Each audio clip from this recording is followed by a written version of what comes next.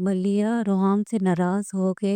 اپنے گھر چلی جاتی ہے، اور جب وہ اپنے گھر جاتی ہے تو اس کی حالت خراب ہونا شروع ہو جاتی ہے، اور تبھی اس کو پتہ چلتا ہے کہ اب میری حالت بہت ہی زیادہ خراب ہو رہی ہے، تو وہ محلے والوں کے ہیلپ لے کے ہاسپٹل تک جاتی ہے۔ تو تب ڈاکٹر اسے کہتی ہے کہ شکر ہے تم ٹائملی آ گئی، اگر تم ٹائملی نہ آتی تو تمہاری بیبی کی جان کو خطرہ تھا، اور اس کا ٹریٹمنٹ شروع کر دیتی ہے، اور اسے اس کے ہسبینڈ کا نمبر لے کے روحام کو کال کرتی ہے، تو روحام وہاں پہ بھاگا بھاگا آ جاتا ہے۔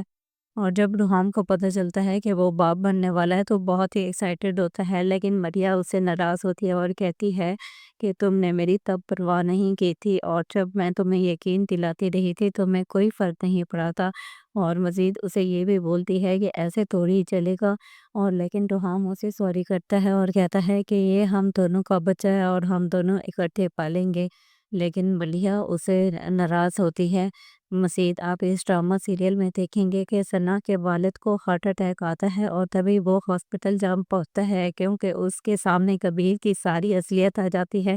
اور یہ بھی